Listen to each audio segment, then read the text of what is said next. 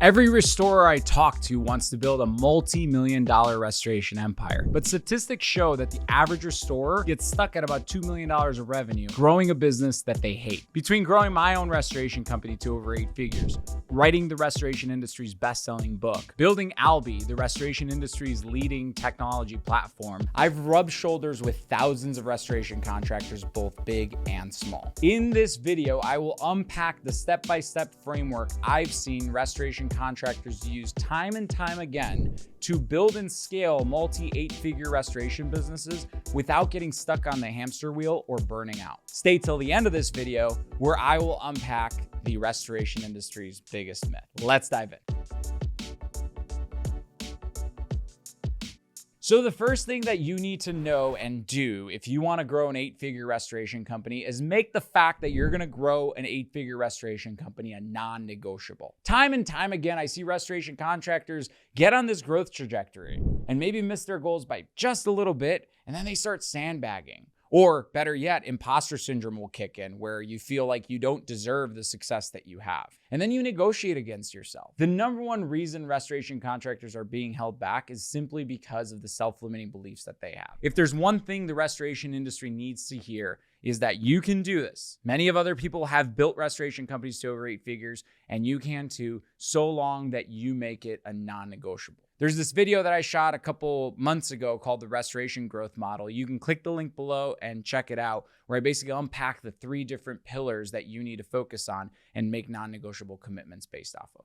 So the second thing you need to know if you're going to grow and scale a restoration company to over 8 figures is to take a methodical approach. And this isn't new to the restoration industry. Alex Hormozi, for example, coined the phrase, one channel, one product, one avatar. And it all was about focusing on one thing at a time.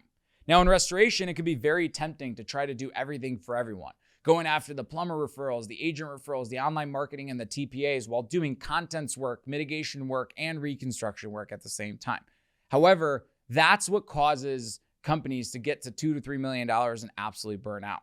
The most successful restoration organizations that have scaled to past $10 million mark, I've seen them actually start out with one service offering, typically mitigation services, one referral source, typically online marketing, and then focus from there and build it out. In my book, Restoration Millionaire, I actually dive into the Restoration Millionaire method, which basically states that you should do exactly that. Start with emergency services by doing online marketing to your first $1 million. Then afterwards, start introducing plumbers and or insurance agents while still only doing emergency services. Then the next step is go and get all the referral sources, meaning plumbers, insurance agents, and property managers and online marketing while still doing mitigation services. And you'll get to about $5 to $6 million a year. After you've mastered that, then you turn on the faucet and add another service offering like reconstruction services. And then you've got all these leads of customers that have already come through the door that are very easy to convert into reconstruction. You don't want to do everything at once because that's what causes the chaos and makes you just on this entire hamster wheel, which in my book, I actually call the reactive roller coaster. The third thing you need to master if you want to grow and scale a restoration business from your garage to over 8 figures is to understand the concept of leverage. When we grow up, we're taught that being lazy is this horrible thing. But at the end of the day, successful entrepreneurs are lazy. And what I mean by that is they look for the areas of maximum leverage. Where are the areas in your business that you can put in the minimum amount of effort and have the maximum amount of output? And in my restoration mastermind, I actually teach this to restorers, and I teach the 4 C's of leverage. One of them is capital. Where are areas in your business that you could literally trade time for money to build leverage to get the outcome you want way faster? The second C is actually content. How can you record videos like the one I'm recording now and use that to repeat things time and time again? Or can you build an SOP that you type up and you spend 1 hour to build that SOP or that flow, and then you could share it with thousands of people over and over again? The third C is one that I'm passionate about and here at Albi where we can help with, and that's actually code. And no, that doesn't mean you need to code yourself as a restorer, but the concept of code is beautiful. You can build one automation like a text message that gets sent to a technician or a customer, and the minute you build that one thing, it could repeat over and over and over again by a computer actually doing that. So that's ultimate leverage.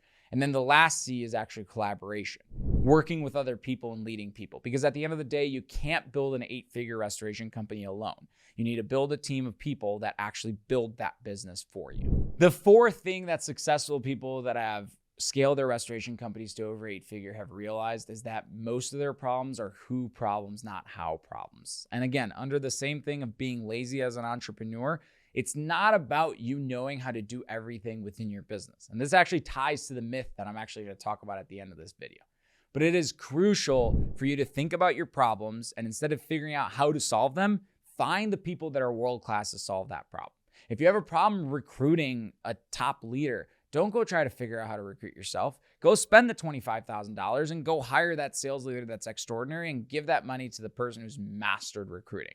I know it might sound a little crazy right now, but trust me, that's the way you're going to be able to move fast and get off the hamster wheel and grow and scale your business to over 8 figures. And then the fifth principle that I want to leave with you guys here today is the fact that you're not going to be able to obtain the 8-figure restoration company unless you become the leader of an 8-figure restoration organization. And that is something everybody that has grown companies to that size has mastered. What I mean by that is you need to be constantly building the best version of yourself and making sure that you're not left behind. Most business owners that achieve burnout actually achieve that burnout because they Peter principle out. They basically grow to a ceiling and their business outgrows them.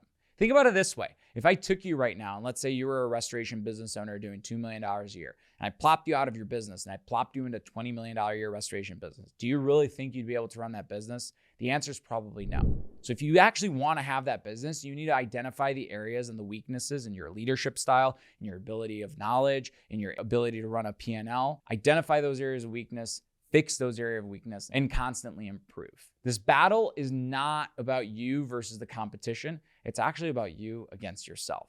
And that makes it super awesome because nobody needs to change for you to win, but it makes it challenging too, because oftentimes it's much easier to compete against somebody else than it is against yourself.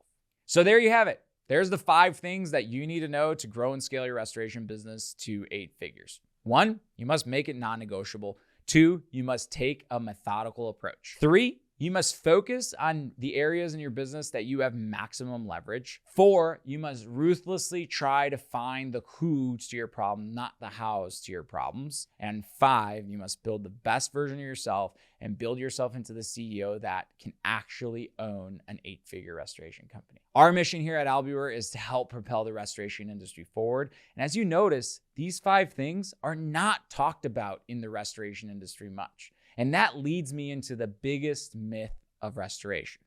Everybody thinks that the IICRC certifications and the ability to know how to dry buildings fast enough and all of the Xactimate knowledge and mumbo jumbo and insurance adjuster referrals is what makes a restorer successful. But if you really look at it, that is not what makes the most successful restoration business owners actually grow successful businesses. We have this majority of people that are running in on the hamster wheel that have mastered all these things.